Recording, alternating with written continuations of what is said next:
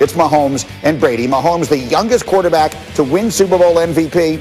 Brady has the most Super Bowl wins at 6. This has been a topic of some discussion and some debate and some kind of hurt feelings on the program this week. D. Wood, when people describe Patrick Mahomes as the future GOAT, what is your reaction?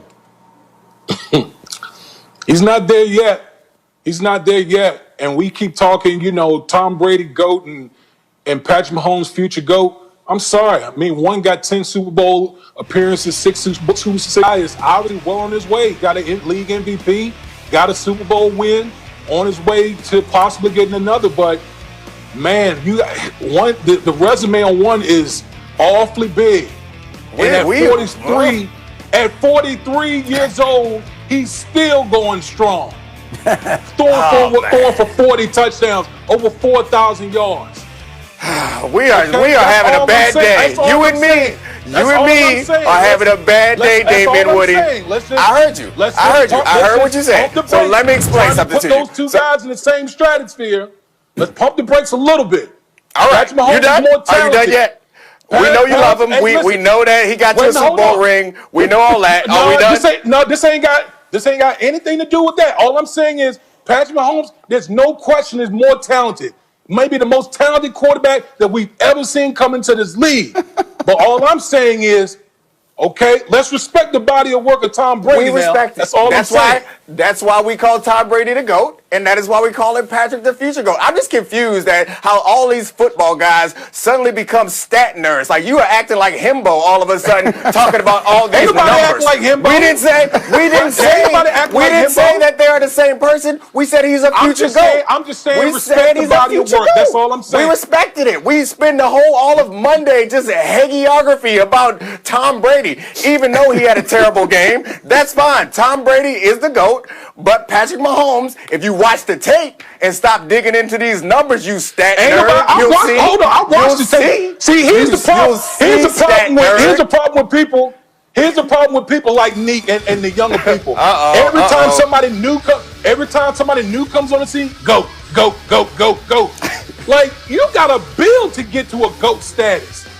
You got to build to get to that level. Everyone wants to throw a quick label of GOAT on everybody. He's been building for 3 years where he spent them all in the AFC Championship game, where he broke a ton of records. He got a Super Bowl MVP. 3 years. He said, and Greeny said future GOAT. He didn't say that he is the GOAT. We just recognize that if he continues on this trajectory, which we have no reason to believe that he won't, he will supplant Tom Brady as the GOAT at some point. Tom's the GOAT, and you're a stat nerd.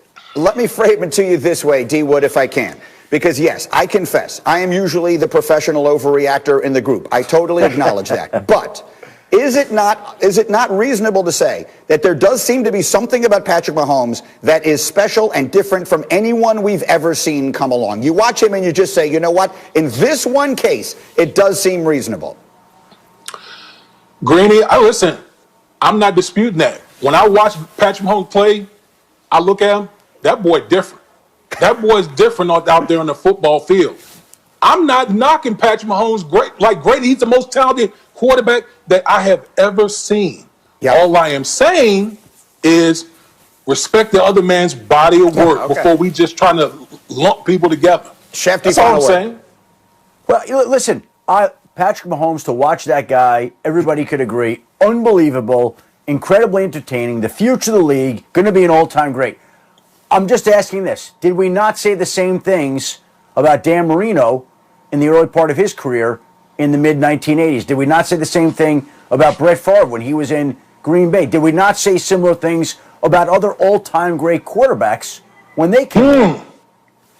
Yes. Okay. And if that's the company you wind up keeping, then that's pretty good because those two guys are among the greatest quarterbacks of all time. That is the company he's keeping. That is absolutely the company he's keeping. Yeah. And so maybe and Mahomes again, he has a chance to be right there with them. I have to leave it there. And I have to change the tone briefly. Guys, we'll come back to this in a moment. But there was, as I'm sure many people have seen by now, extraordinarily disturbing story in the NFL yesterday. The Seattle Seahawks have waived backup offensive lineman Chad Wheeler after his arrest for felony assault domestic violence. The details of this story extraordinarily disturbing. Police say that Wheeler asked his girlfriend to bow to him And when she wouldn't, he threw her on the bed and twice strangled her until she lost consciousness. When she regained consciousness for the second time, he allegedly told her, quote, "Oh, you're still alive." The woman fled into a bathroom and called 911. She told police that Wheeler is bipolar and had not been taking his medicine recently. Wheeler was jailed, released on bail, and charged with multiple felonies. He tweeted an apology to the victim, blaming it on a manic episode, adding that he was walking away from football to get help. The NFL says the incident is under review. Back to one of the biggest questions of this NFL offseason, and it is the future of Dak Prescott in Dallas. So far, he still does not have a long-term deal with the Cowboys, although according to Sports Business Journal, he did just sign a multi-year deal with brewing giant Anheuser-Busch. So he has that going for him right now. But let's bring the group back in here. And Shefty, it was about a month ago, although it feels like 20 years ago, that you said on this show, this is going to be the biggest story of the NFL offseason. It has since been surpassed and lapped. But where do we stand right now as far as Dak is concerned? Listen, it's in the same spot it's always been. I think both sides would like to try to work out a deal. The interesting part would be, would the Dallas Cowboys be tempted by any other option that would save that team money and lock in a quarterback that they believed in? Again, I think in a perfect world, they re-sign Dak, Dak re-signs there, no questions asked. But even in a hypothetical, right, if you're the Dallas Cowboys, would you make a run at Deshaun Watson, who is already under contract long-term? Would you entertain offers for Matthew Stafford, who you could have the next 2 years for $43 million, whereas Dak's franchise tag for just this year alone is over $37 million? There's a financial component to this. Now, I don't think they'll do that. I think they're going to want to keep signing Dak, but at some point in time, if they struggle to do that and they struggle to do a long-term deal, would they, and I'm just asking, would they entertain the notion that maybe we should consider trading for another quarterback? It is obviously something that has crossed a lot of people's minds. If only I could remember where Matthew Stafford is from. Oh, that's right. He's from Dallas. Dominique Foxworth, what do you make of this? Yeah, I mean, if I'm Dak, I want to get the hell out of there. And it's not to suggest that the Cowboys situation is like awful like it feels like in Houston. There's some good things there, so not just go anywhere. But if I feel so disrespected on behalf of Dak Prescott. He's been tremendous for this team, had big moments in the playoffs, carried them throughout the regular season, and they seem to give him less and less support the longer he's there. The way the defense has played in the last couple seasons has been terrible, and I think that Dak's career could be much greater than it is now if he goes to another situation where they have good weapons and a better defense. Denver comes to mind. Washington comes to mind as another place he can dominate that division from Washington rather than Dallas. So I think that Dak, it's up to Dak. If he wants to come back and they give him what he wants, then Dallas should absolutely jump on it. But I think that you're right. Bringing up Matthew Stafford, I think Dallas would consider doing something like that, and it may turn out to be what's best for both parties. To be clear, it would be insane for the Cowboys to not tag him and thus let him walk away for free as a free agent. So the scenario we're talking about here would be if they franchise tag him and then trade him, which has happened 17 times before in the NFL with players, only once with a quarterback, and that was Matt Castle. Shefty. Well, but hold on, Greeny.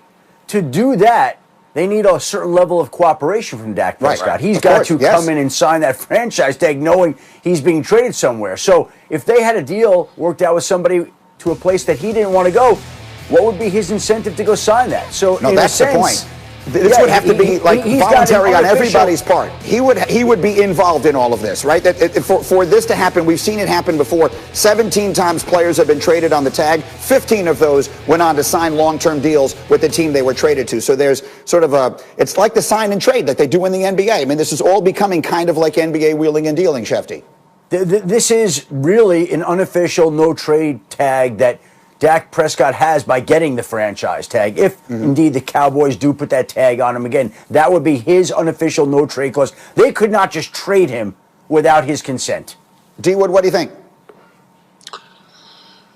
Green, I think guys at a crossroads this year. I do. I think if I'm Dak, I'm looking at the situation. I'm thinking this roster needs some turnover. You know, all the guys that we've been talking about over the years. When it comes to the Dallas Cowboys, they're all injured. They're getting older, and Dak looking at the coaching staff. You know, Mike McCarthy hiring his boy Mike Nolan. That was a disaster. Got rid of him. Do you have faith in the coaching staff? So if I'm Dak, I'm looking at my situation like, Do I really want to waste my prime years with an organization that seems like it doesn't have it figured out right now? And like Adam and like Shefty said, if they tag him, he doesn't have to sign the tag. Right, but if they don't tag him, then they run the risk of losing him for nothing, which seems like it's the only thing in this that seems completely impossible is that they would allow that to happen. So this continues to